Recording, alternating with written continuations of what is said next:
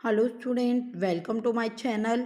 इस वीडियो में हम बात करेंगे एनसीईआरटी एक्सरसाइज क्वेश्चन नंबर 2.3 की। Let read the statement. Two charges two charges 2 microcoulomb and minus 2 microcoulomb are placed at points A and B 6 centimeter apart। क्या given है? हमें दो चार्जेस हैं 2 माइक्रोकूलम एंड -2 माइक्रोकूलम जो कि एक दूसरे से 6 सेंटीमीटर के डिस्टेंस पर है। Now first part, identify N equipotential surface of the system. First part में हमसे पूछा है identify N equipotential surface of the system. हमें इक्विपोटेंशियल सरफेस बताना है इस सिस्टम का। In second question, what is given, what is the direction of electric field at every point on this surface। Second part में है what is the direction of electric field at every point on the surface। जो हमें ये equipotential surface बताना है, जो हमें ये इक्विपोटेंशियल सरफेस बताना है, इस पर इलेक्ट्रिक फील्ड की डायरेक्शन क्या होगी। पहले हम समझते हैं सिस्टम क्या है। ठीक है, सिस्टम क्या है? System having equal and opposite charges having certain distance between them is known as electric dipole. जो ये सिस्टम है इसको हम कहेंगे डाइपोल। लेट्स सी, जो ये सिस्टम है इसको हम कहेंगे डाइपोल। ये जो सिस्टम है स्टूडेंट्स, आपको पता है इलेक्ट्रिक डाइपोल जो होता है इक्वल एंड ऑपोजिट चार्जेस से मिलकर बनता है, और इक्वल एंड ऑपोजिट चार्ज के बीच में एक सर्टेन या फिर फाइनाइट डिस्टेंस होना जरूरी है। तो दोनों चार्जेस हैं, एक है +2 माइक्रोकूलम चार्ज, दूसरा है -2 माइक्रोकूलम चार्ज, और दोनों के बीच की डिस्टेंस क्या कह रखी है? फाइनाइट डिस्टेंस 6 सेंटीमीटर दे रखी है। तो हमें ये क्या फॉर्म करेगा? एक डाइपोल मोमेंट फॉर्म करेगा। फॉर्मूला क्या होता है डाइपोल मोमेंट का? P vector equals to charge multiply by distance between perpendicular distance between charges. Distance given होना जरूरी है, मतलब फाइनाइट डिस्टेंस होगा तभी डाइपोल मोमेंट फॉर्म होगा। इफ डिस्टेंस इज 0, अगर डिस्टेंस 0 होगा देन डाइपोल मोमेंट नहीं होगा। सबसे पहले फर्स्ट पार्ट को समझते हैं। फर्स्ट पार्ट में क्या कहा है? फर्स्ट पार्ट में क्या है कहा है कि identify N equipotential surface of the system. First part में क्या है कि पॉइंट ए पर +2 माइक्रोकूलम चार्ज रखा गया है, पॉइंट बी पर -2 माइक्रोकूलम चार्ज रखा है। ये इसकी इक्विलेटरल लाइन है। इक्विलेटरल लाइन पर मैंने जो प्लेन दिखाया है, ये जो मैंने प्लेन दिखाया है इक्विलेटरल लाइन पर, जो ये प्लेन है ये किसकी परपेंडिकुलर है? एक्स एक्सिस के तो परपेंडिकुलर है। ठीक है, ये प्लेन रखा है, इट मीन्स ये क्या होगा? 2 डायमेंशन में रखा गया होगा। 2 डायमेंशन मतलब इसकी जो फर्स्ट डायमेंशन है, 1 डायमेंशन जो है वो आगे पीछे जो है दैट इज जेड एक्सेस। ठीक है, आगे पीछे की जो डायरेक्शन है that is Z axis. X axis क्या है?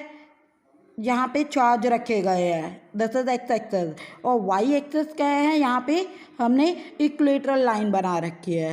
तो आप इस सरफेस को मैंने यहाँ पे ड्रॉ करके भी बना दिया है समझने के लिए। इस पे जो पोटेंशियल होगा डेट इज V = 0।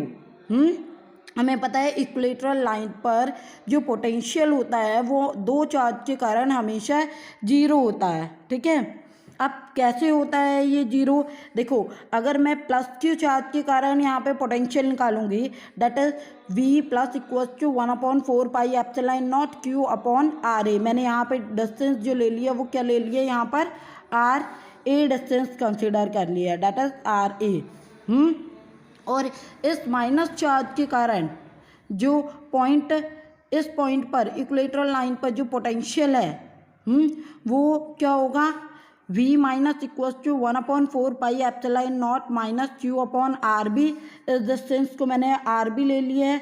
अब किसी भी पॉइंट पर अगर मैं इस प्लेन के किसी भी एक पॉइंट पर कंसीडर करूं, ये जो प्लेन रखा है इसके किसी भी एक पॉइंट पर ले लूं, चाहे मैं यहाँ से पॉइंट कंसीडर करूं माइनस से, हाँ, चाहे मैं यहाँ से पॉइंट कंसीडर करूं ए से, तो वहाँ पे जो नेट पोटेंशियल होगा इन दोनों चार्जेस के कारण, that is v equals to v plus v minus, एक पर चार्ज प्लस क्यू है, एक पे चार्ज माइनस क्यू है, तो जो पोटेंशियल होगा वो क्या होगा, जीरो होगा। तो फर्स्ट में हमें क्या दिखाना है कि हम किसी भी सरफेस के लिए, मतलब किसी इस सरफेस के किसी भी पॉइंट पर लेते हैं तो वो हमारा इक्वेटोरियल लाइन पर किसी भी पॉइंट पर जो पोटेंशियल आएगा वो क्या आएगा, हमारा जीरो आएगा। ठीक है, this is the answer of first part. Now in part B हमें पूछा है कि इस इक्वेटोरियल सरफेस पर, इस इक्वेटोरियल सरफेस पर हर पॉइंट पर, हर एक पॉइंट इस इक्वेटोरियल सरफेस पर, ये क्या है हमारी इक्वेटोरियल सरफेस, इसके हर एक पॉइंट पर, इस तरह से मैंने बना रही हूँ, इसके हर एक पॉइंट पर जो इलेक्ट्रिक फील्ड की डायरेक्शन क्या होगी, that is what is the direction of electric field at every point on this equatorial surface, और सिंपली सरफेस लिखा है। ठीक है, तो हमें ये समझना होगा कि ये लाइन कौन सी है, ये लाइन जो है वो कौन सी है, इक्वेटोरियल लाइन है। तो जो सरफेस होगा, सरफेस पर इलेक्ट्रिक फील्ड की डायरेक्शन हमें फाइंड करनी है। देन इक्वेटोरियल लाइन पर इलेक्ट्रिक फील्ड की डायरेक्शन क्या होती है, हमेशा ऑपोजिट होती है पी वेक्टर के, हमेशा ऑपोजिट होती है पी वेक्टर। पी वेक्टर क्या है यहाँ पर, इलेक्ट्रिक डाइपोल मोमेंट, और इलेक्ट्रिक डाइपोल मोमेंट कहाँ से कहाँ होता है, माइनस से प्लस की तरफ होता है। ये हमारा इक्वेटोरियल सरफेस है, इस पे मुझे इलेक्ट्रिक फील्ड की डायरेक्शन बतानी है। अब मुझे पता है कि इलेक्ट्रिक डाइपोल मोमेंट की जो होता है उसकी डायरेक्शन माइनस से प्लस की तरफ होती है, और इलेक्ट्रिक फील्ड जो हुआ वो क्या हुआ, ऑपोजिट डायरेक्शन में होता है, वो हमेशा प्लस से माइनस की तरफ होता है। ठीक है, then equatorial equatorial is opposite to P vector. P vector means electric dipole moment, that is positive charge to negative charge, that electric field at every point on this surface is perpendicular to this surface। तो electric field मैंने यहाँ draw करके भी बता रखा है इस तरह से, अगर मैं एक इलेक्ट्रिक फील्ड पॉजिटिव से नेगेटिव की तरफ लूँ तो इलेक्ट्रिक फील्ड की डायरेक्शन इस तरफ, तो यहाँ पर इक्वेटोरियल सरफेस की क्या होगा, परपेंडिकुलर, यहाँ से इलेक्ट्रिक फील्ड लाइंस निकलेगी वो भी क्या होगी, परपेंडिकुलर, यहाँ से इलेक्ट्रिक फील्ड की लाइंस निकल रही है तो वो भी क्या होगी, पॉजिटिव से नेगेटिव की तरफ परपेंडिकुलर होगी इस इक्वेटोरियल सरफेस के। ठीक है, आई होप आपको दोनों पार्ट अच्छे से समझ में आएंगे। Thank you very much.